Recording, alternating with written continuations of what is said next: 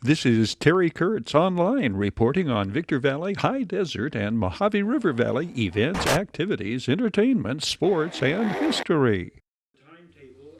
Joseph W. Brady takes us to the Silverwood Project.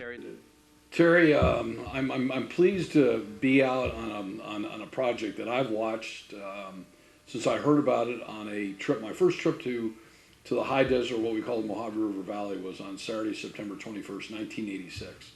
I met with Carl Van Berger, a very well-known broker at the time who still owns Victor Valley Property Group. And he gave us a brief tour of the region, and when we got down to Asperia wasn't incorporated at the time, and he took us down and he pointed out, he said there's a group of investors, Balcor was one of them, but the name that really I've never forgotten was a company called American Express, were investors in this project called Los Flores. Ultimately, prior to that, one of my close friends, Mark Eagleton, who has since passed, and we had done a lot of transactions down in the Summit Valley area, was one of the prior owners, and he went bankrupt.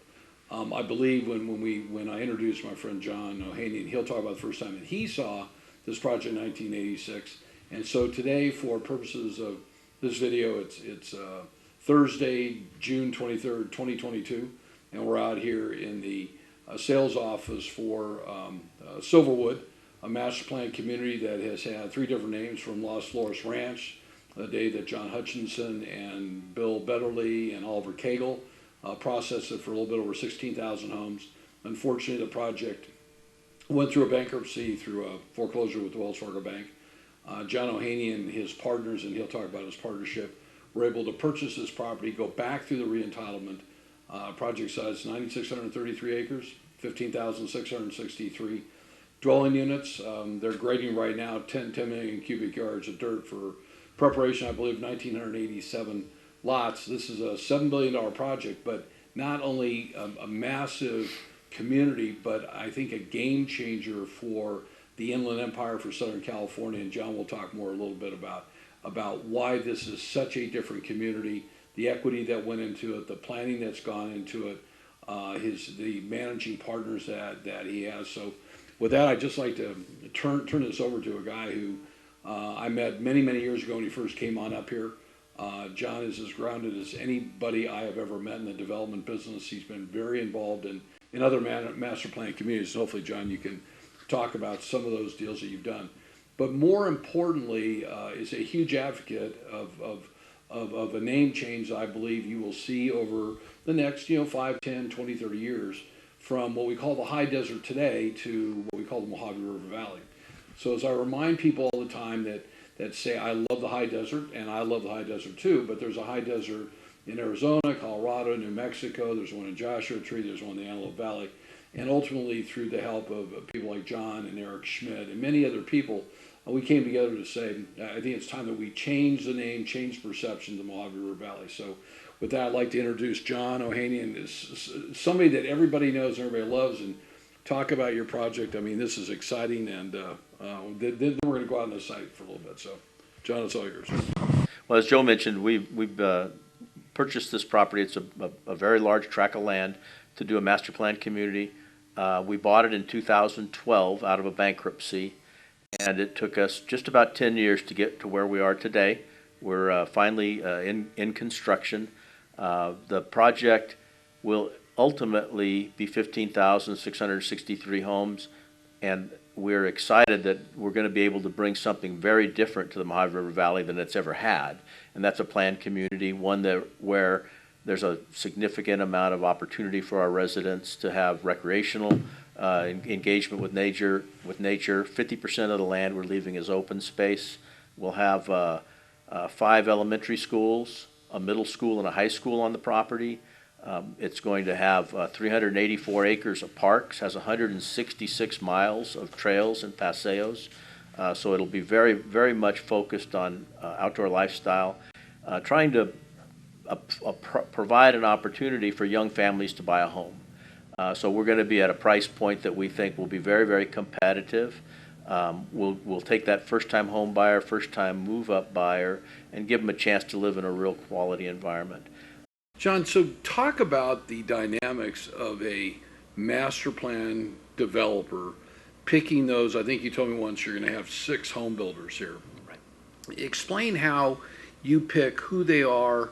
I know you can't release the names, or maybe you can, but how do you determine their price point, their square footage, their lot size, the premiums, so that they all really complement each other? Because I mean, I think that people kind of wonder when you come into a community how you have one builder at this price point and square. So explain how you do that from a master plan community, because it's really interesting. The first thing we do is we go do a very detailed market study, and then we do some psychographic analyses of who the buyers are and what their income levels are and what their desires might be. So, we segment it into, they call them 64 buckets. We take all of these different segments of demographic information that create 64 different buckets of people, and then you decide how they fit into the different product types. What we then do is we go to our builders and we tell them these are the segments. You're going to build on a 45 by 100 square foot lot, and you're going to build a home that's from 1,000 square feet to 1,500 square feet, and that's going to be your niche. And we'll go to the next guy. He's going to build on a different size lot, and we'll give him a price point and a square footage size. Square footage helps us keep that price point pretty consistent throughout the community on a per square foot basis. So we segment all those people in. We give them, there might be a slight overlap from one builder to the next, where the top of this guy's segment competes with the bottom of this guy's segment, but they're not right on top of each other where everything competes, because then you just don't have a vibrant community and you don't have enough choice for everybody. Do you find that kind of similar to how they do with cars? So you've got, let's take, so I've driven a lot of Toyotas, but I've driven a lot of other cars. You take a loaded Camry for 39,000, but you have an Avalon at 41, so that person can kind of jump to that next one. Do you see that a lot in? I think some of that is that, Joe. I think some of it is, there's a builder preference. Some people that come in, they only want to buy a home built by so-and-so. And so you'll get some of that, like the guy said, I'm only going to buy a Toyota. That's what I'm really comfortable with. So you get some of that. I do think that by segmenting them, we've done the broader thing, like we've got the Chevys and the Buicks and the Oldsmobiles and the Cadillacs, by doing something like what we've done here. So to follow your analogy, it's kind of that approach. The important thing for us is to make sure that we give a very extremely varied element to the community. One of the things that I've looked at as I've been up in the Mojave River Valley is that the housing stock is very homogeneous. There's not a lot of differences. So if you want to buy a two-story house on this size lot with 4 bedrooms, you've got a lot of choices. If you want a flat style condo, you've got 0 choices. If you want a townhome, there's maybe 1 choice up here. And so what our thought was, let's get into a community where all generations can live together, all different economic strata can live together, because it creates a more vibrant, more diverse community, and that's our goal in here, is to make this thing.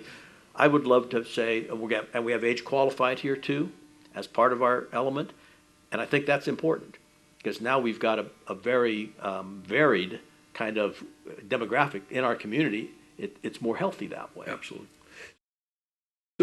So let's talk about the community park, the pathways, the walkways, those things.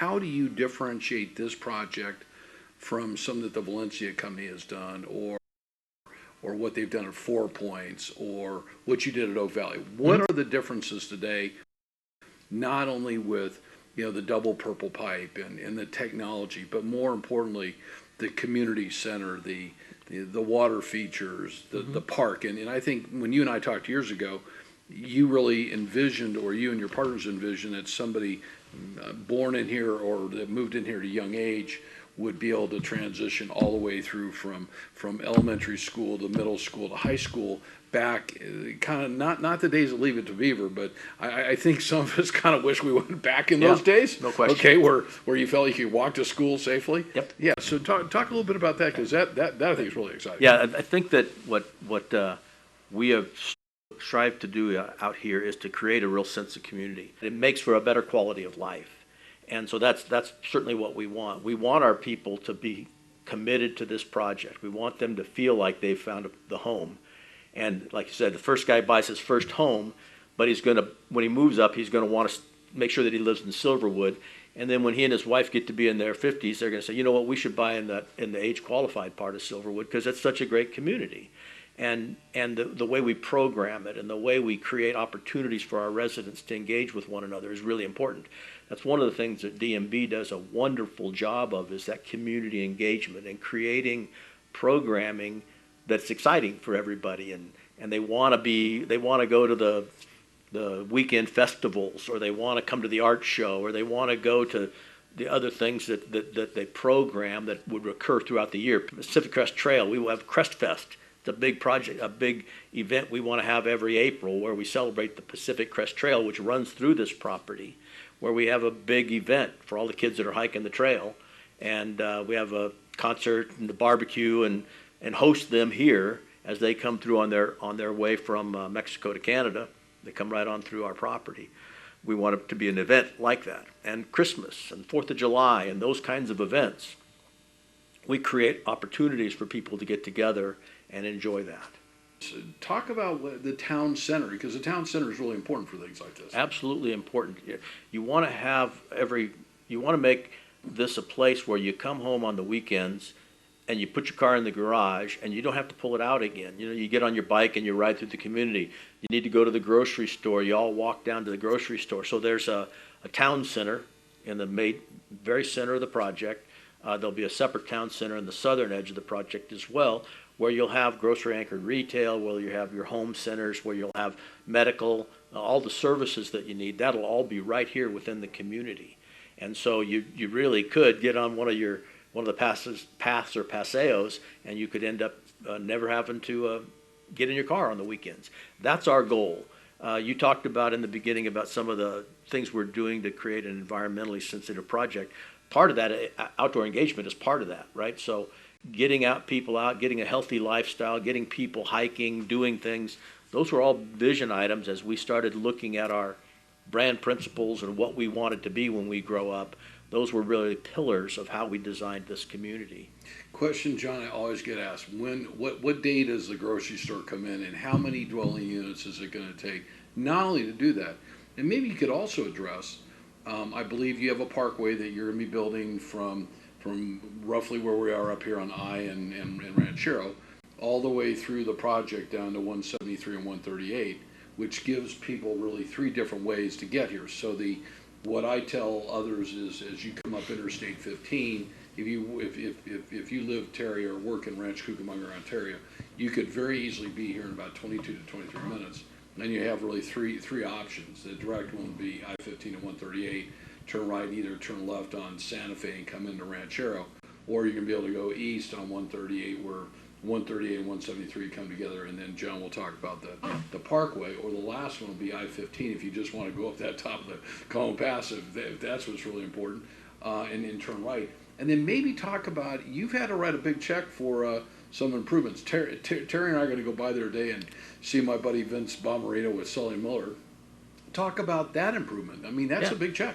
So. Yeah, it's a whole bunch of questions there, Joe, so I'll see if I can't remember all of them. The first one was you asked about grocery, and typically a grocery anchored retail wants about 4,000 rooftops to be able to be successful. So we think that there's enough underserved existing demand out here that as our first phase of the project, roughly 2,000 units go in, we'll be able to do a grocery anchored retail. So we're excited about that. We've had conversations with some of the grocery operators who also want to be out here, and we think we can do that pretty early in the project. We are going to build a connection from our I Avenue extension, which becomes Silverwood Trail, all the way down to that intersection of 173, 138. Our goal is to have that finished by 2025.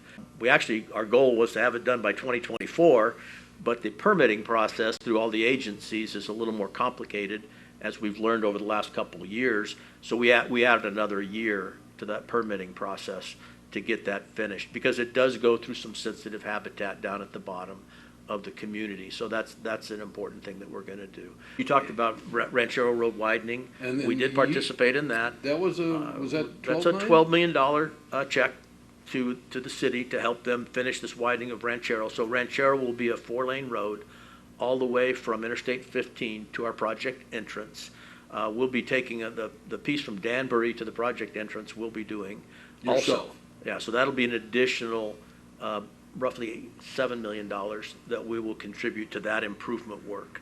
The city is also, this project will generate over $160 million of just direct traffic impact improvements. So our fees for traffic impacts are in excess of 160 million, and the city can use that to do anything they want within the city.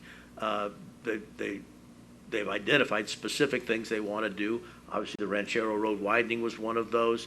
Some widening on 138 is one of the things that everybody would like to see done. Widening on I Avenue, putting in some sidewalks, curb and gutter, some of the things that are missing. And in the Mojave River Valley, you know, there are not a lot of places where you've got broader parkways and you've got sidewalks and curb and gutter.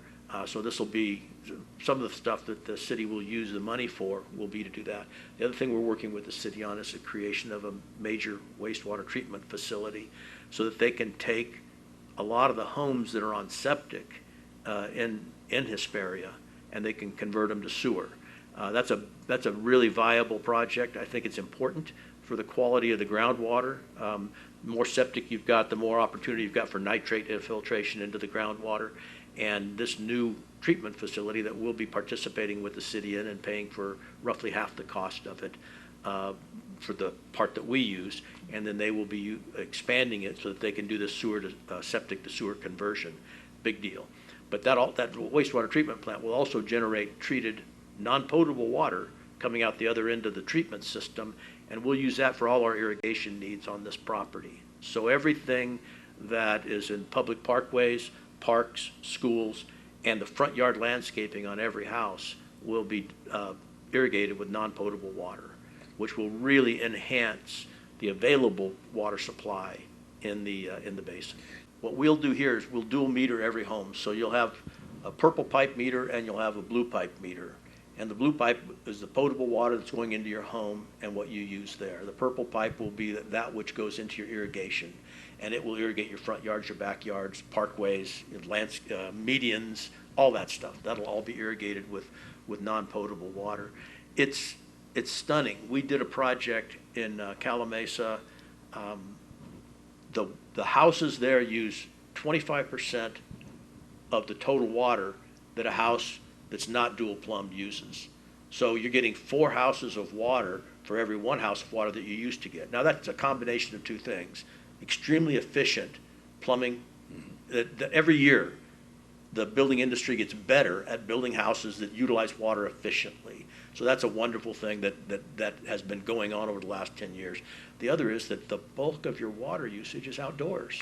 If you look at a regular customer of the water agencies, you'll find that 70% of their water goes to landscaping or of hose bibs out there watering pots or whatever it might be. It's a big, big difference. And so we've been very pleased to watch the statistics on the project we've done previously to see how efficient it is and what a better user of water it is. The timetable for the construction of homes? We'll have builders out here starting their model homes probably toward the end of 2023, so it'll be the second quarter or third quarter of 2023. We'll start models and production. The hope is to have the grand opening the end of the first quarter of 2024. And in that release, we'll release the first roughly 600 homes. And then we would expect to develop about 500 to 700 homes a year for the next 15 to 17 years. So it'll be a long-range project. I always make the comment that when you look at me and you see the white hair, you know that I'm not going to finish it. But I do have a 7-year-old grandson who I'm hoping will be the one that actually finishes this project for us. So, How much dirt is being moved in the meantime? there's going to, Terry, there is a lot of dirt getting moved. We're moving about 40,000 yards a day. We will ultimately move for phase 1 just a little over 10 million yards of dirt. Over the project as a whole, we'll probably move close to 60 million yards of dirt. So it's a big undertaking, and most of that is to create the pads so that you can build houses, and also to kind of create terracing and create view opportunities for our residents in the future. So we're going to be cranking through that over the next 18 months. And Joe mentioned that I looked at this property. I did look at it in 1986. I was working for a large land development company and came out and saw the property and really loved it and would have loved to have bought it. But the guy who owned it just was very emotionally attached to it. And I went back to my partners and I said, fellas, we're not going to be able to buy that piece. The guy's just too emotional. And their theory was, well, then get on the Interstate 10 and drive the same distance it took you to get to the property, drive east on 10 and see what we can buy. And we bought 6,000 acres called Oak Valley and built 16,000 homes and 3 golf courses and finished that project. And this one still languished, and we always had our eye on it. And when it went into bankruptcy, we started in 2010 trying to get it and fighting the issues with bankruptcy. And by 2012, we'd gotten into a position where we could buy it. Our partners are tremendous asset to the community. DMB Development is the development management partner.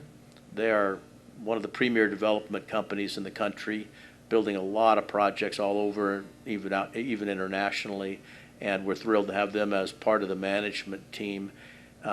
We have a group of individuals we've raised equity with to build the community, so there's no debt on it. And that group is led by a gentleman named Ray Werda, who was a chairman, just retired chairman of CBRE, was president of the Irvine Company for 10 years, and is just a tremendous individual. And then my original partners, who've been my partners on other projects, the Schlegel family out of Dallas, who actually did all the acquisition of the project and all the entitlement effort. They are also partners in this project, and just tremendous folks, great people, and a real wonderful family office that we've had great business relationships with. We hope you'll join us on our next report as we chart the development of the Silverwood Master Plan Community Project. Thank you for watching. To dig into the ground. Well, those things cost. Terry Kurtz Online was brought to you by Down Home Grill in Victorville. Down Home Grill. Kids' $3 menu includes grass-fed cheeseburger, organic chicken tenders, grilled cheese with fries and berries, or salad and drink. Call 760-241-4663 for delivery. Drive-through, curbside, or pickup. Down Home Grill, corner of Bear Valley Road and Ridgecrest Road in Victorville. Bid fast and last. World-class auctioneers. Bid fast and last. Liquidation of government entities, vehicles, firearms, estates, antiques, fine jewelry, coins, and more. Bid online at bidfastandlast.com. Ready to kick tires, start fires, kick ass, take names, and rock and roll. Valu Quality Truck Bodies. Family owned and operated locally since 1954. Valu manufactures state-of-the-art truck bodies for the construction industry nationwide. Valu Quality Truck Bodies, proudly showcasing teens, athletes, and youth-oriented activities. The Bradco Companies. Joseph W. Brady's Bradco Companies. The High Desert Mojave River Valley's longest-standing commercial brokerage firm. Bradco, leading efforts to improve the quality of life and standard of living for all residents throughout our high desert region. Serious legal problem? Don't go it alone. The other guys have attorneys just waiting to blow you away. Contact Iwanzak. Accidental death? Injured on the job? Contact Iwanzak. Business litigation? Vehicle accident? Unlawful detainer? Criminal litigation? Get the proper defense by going on the attack. Iwanzak Law Firm. Trial lawyers for serious problems.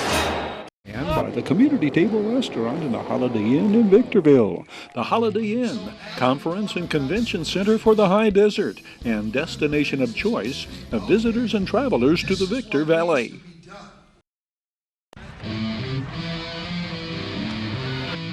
Terry Kurtz Online was brought to you by Down Home Grill in Victorville on the corner of Bear Valley Road and Ridgecrest Road. Bid fast and last. World-class auctioneers. Valu Quality Truck Body. Family owned and operated since 1954. The Bradco Companies, our area's longest-standing full-service commercial brokerage firm. Iwanzak Law Firm. Trial lawyers for serious problems. and by the Community Table Restaurant in the Holiday Inn in Victorville. The Holiday Inn, favored destination for travelers and visitors to the Victor Valley. Terry Kurtz here, throwing out an invitation for you to catch up with High Desert Sports Activities, your High Desert Sports Report, showing 3 times every day on Victor Valley TV, 7 and 11 every morning, 4 every afternoon. We hope you'll join us right here on Victor Valley TV. Places to go, things to do in and around the high desert and points beyond. Presented by the Holiday Inn in Victorville, home of the Community Table Restaurant. The Holiday Inn, conference and convention center for the high desert and destination of choice of visitors and travelers to the Victor Valley. Places to go, things to do takes us to Big Bear Lake and the paddle boat tour aboard the lake's longest standing tour boat, the Big Bear Queen. Skipper Chris captains the ship and conducts the tour, his informative and interesting narration providing insight to the points of interest by which we sail slowly past. The lake's most iconic landmark is the Big Bear Solar Observatory, the premier university-based solar observatory in the United States. It features the most powerful solar telescope in the world. The leisurely tour along the lake's approximately 23 miles of shoreline takes 90 minutes, same as aboard the pirate-themed Time Bandit pirate ship and Mississippi Riverboat replica Miss Liberty. One distinct advantage Skipper Chris and the Big Bear Queen provide, its tours do not require a minimum number of passengers. You make a reservation, you sail aboard the Queen. Been that way since 1965. The state's years of drought lowered the lake some 11 feet, finally replenished by 2019's record-setting winter snowfall. These side-by-side clips attempt to show how the shoreline, up by over 9 feet now, compares to a couple of years ago.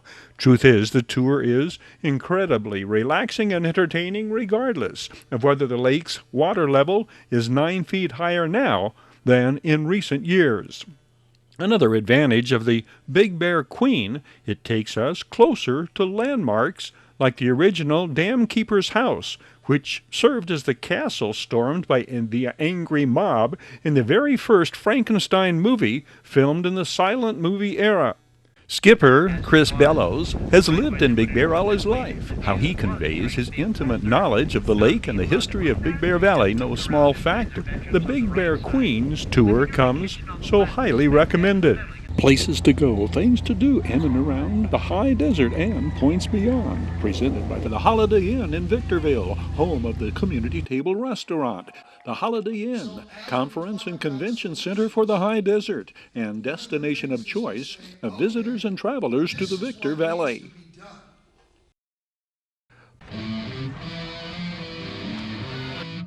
Terry Kurtz Online was brought to you by Down Home Grill in Victorville on the corner of Bear Valley Road and Ridgecrest Road. Bid fast and last, world-class auctioneers. Valu Quality Truck Body, family-owned and operated since 1954. The Bradco Companies, our area's longest-standing full-service commercial brokerage firm. Zach Law Firm. Serious legal problems? Don't go it alone. The other guys have attorneys just waiting to blow you away. Contact Zach. Accidental death? Injured on the job? Contact Zach. Business litigation? Vehicle accident? Unlawful detainer? Criminal litigation? Get the proper defense. Zach Law Firm. Trial lawyers for serious problems. And by the Holiday Inn in Victorville, home of the Community Table Restaurant. The Holiday Inn, conference and convention center for the high desert and destination of choice of visitors and travelers to the Victor Valley. Terry Kurtz here, throwing out an invitation for you to catch up with High Desert Sports Activities, your High Desert Sports Report, showing 3 times every day on Victor Valley TV, 7 and 11 every morning, 4 every afternoon. We hope you'll join us right here on Victor Valley TV.